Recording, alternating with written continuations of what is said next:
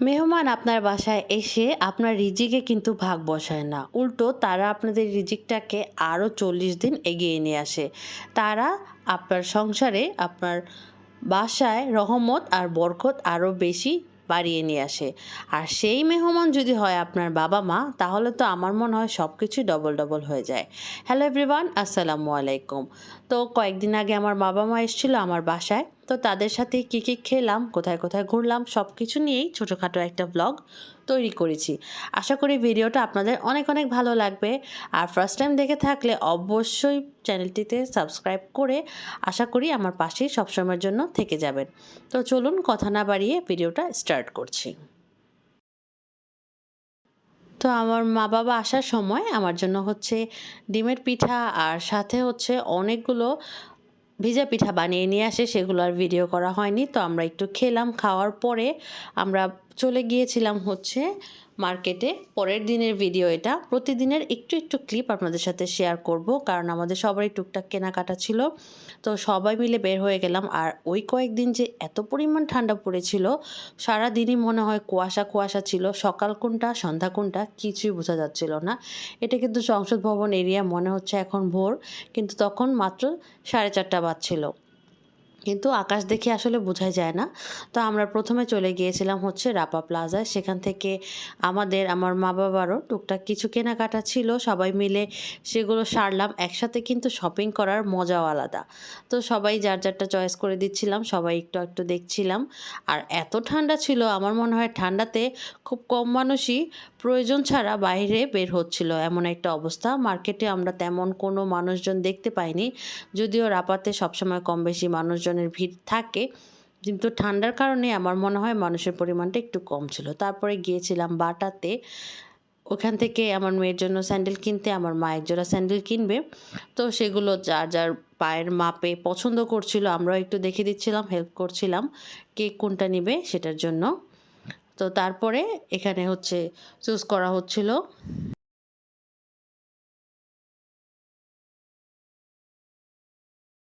তারপরে গিয়েছিলাম একটু আড়ং-এ। যেহেতু আমরা ক্রিসমাসের পরপরই গিয়েছিলাম, সেখানে সুন্দরভাবে একটা ক্রিসমাস ট্রি সাজানো ছিল। আর একটা সুন্দর একটা ফেস্টিভ, ফেস্টিভ ভাইব আড়ং-এর মধ্যে কাজ করছিল। সচরাচর আড়ং-এ কিন্তু ভিডিও করতে দেয় না। কিন্তু ওইদিন দেখলাম কিছু বলল না। আমরা একটু ছবি তুলে নিলাম, ভিডিও করে নিলাম। এই সব কিছু কেনাকাটা করে বাসায় ফিরতে, ফিরতে প্রায় 8টার মতো বেজে গিয়েছিল। আর আমরা বাহিরে সেদিন কিছু খাইনি, কারণ আমাদের প্ল্যান ছিল বাসায় যেয়ে মজার, মজার মায়ের হাতে পিঠা খাবো। এটা হচ্ছে হাঁসের মাংস রান্না করা হয়েছিল। সেই সাথে হচ্ছে চিতই পিঠা।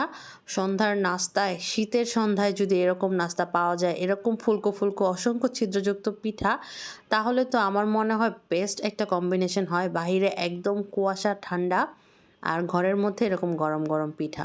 তো অনেক কিছু কেনাকাটা হয়েছিল টুকটাক। তার মধ্যে আমি আমার ড্রয়িং রুমের জন্য এনেছি হচ্ছে এই ক্যান্ডেলটা। তো আমার মেয়ে আমাকে আনবক্স করতে সাহায্য করছিল। এই ক্যান্ডেলটার প্রাইস নিয়েছিল ৳247 প্লাস ভ্যাট। ক্যান্ডেলটা অনেক ভারী ছিল। তো আবার চলে আসলাম কিচেনে, সবাই একে, একে করে পিঠা খাচ্ছিলাম। তারপরে এর সাথে আরও একটা পিঠা তৈরি করা হয়েছিল, সেটা হচ্ছে পাটিসাপটা। সেটাও আমার আম্মু হচ্ছে আমার জন্য নিয়ে আসছিল। ভিতরের যে পুর বা খিরসা যেটাকে বলে, তো বাসায় এখানে একদম গরম, গরম আমাদেরকে বানিয়ে খাওয়ার জন্য আম্মুই বানিয়ে দিচ্ছিল। আমি এত সুন্দর করে পিঠা বানাতে পারি না, আর এত ঝটপটও বানাতে পারি না। একসাথে অনেকগুলো পিঠা আমি বানাতে পারি না। ২-৩ রকম পিঠা, যেটা আমার মা খুব এমনভাবে বানাচ্ছিল যেটা কোনো ব্যাপারই না। তো এখনও হয়তোবা আমার আরও একটু সময় লাগবে, আরও একটু ভালোভাবে শেখার জন্য। শেখার তো আসলে কোনো শেষ নেই। তো এখন চিতই পিঠা বানানোর পরে পাটিসাপটা পিঠাও হচ্ছে একটা, একটা করে বানানো হচ্ছিল। আর পাটিসাপটা পিঠাটা গরম, গরমই খেতে কিন্তু বেশি মজা। আর ভিতরের খেসাটা তো অনেক মজা ছিল। তো পরের দিন আবার আরও কিছুটা চিতই পিঠাকে আমরা হচ্ছে ভিজা পিঠা করে নিচ্ছিলাম। ১ কেজি দুধ শুকিয়ে নিয়ে দিয়ে দিয়েছিলাম। যদিও আম্মু একবার নিয়ে আসছিল, তারপরও আমরাও বানিয়ে খেলাম বাসায়। আর এটা হচ্ছে চিকেন চাপ আর নান রুটি ছিল একদিন সন্ধ্যার নাস্তায়, আমরা সবাই মিলে খেয়েছিলাম। তারপরে বাসায় বানিয়েছিলাম হচ্ছে রোল। একদিনে ২-৩ রকম খাবারও খাওয়া হয়ে গিয়েছিল। কারণ যেহেতু বলে না, মেহমানের উছিলায় আসলে ভালো মন্দ খাওয়া হয়। নিজেরা তো আলহামদুলিল্লাহ খাওয়া হয়ই, কিন্তু মেহমানের উছিলা থাকলে দেখবেন সব কিছুতেই একটু এক্সট্রা বরকত, একটু এক্সট্রা সব কিছুতে ভালো লাগে। কিছু করার আগ্রহ ভালো থাকে, কারণ সবাই মিলে খাওয়া হয় তখন। তারপরে আবার বানানো হয়েছিল ভাপা পিঠা। বলা যায় আমার এই যে ভিডিওটা সেটা মূলত হচ্ছে একদম পিঠাময় একটা ভ্লগ। কী, কী পিঠা খেলাম। তারপরে একদিন সন্ধ্যায় অর্ডার করা হয়েছিল বাহিরে থেকে। ঠান্ডায় কারো বাহিরে যাওয়ার মতো ইচ্ছাশক্তি ছিল না। তো প্রিন্স থেকে হচ্ছে সুইট অ্যান্ড সাওয়ার স্যুপটা অর্ডার করা হয়েছিল, আর অর্ডার করা হয়েছিল হচ্ছে চাউমিন।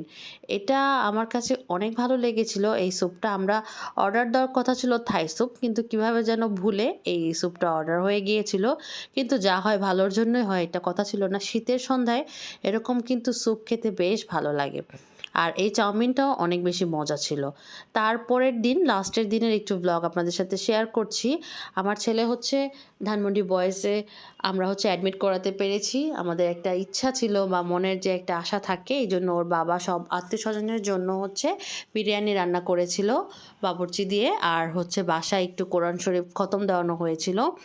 তো এখন আমরা এটাই রান্না করার পরে, বাসায় তোলার পরে আমরা এখন প্যাকেট করে আশেপাশে সবাইকে, আত্মীয়স্বজনদেরকে, কিছু কয়েকটা মানে সবাইকেই দেওয়া হবে কম বেশি। আলহামদুলিল্লাহ, আল্লাহ আমাদেরকে যতটুকু তৌফিক দিয়েছে। আজকে আমার মা-বাবাও চলে যাবে।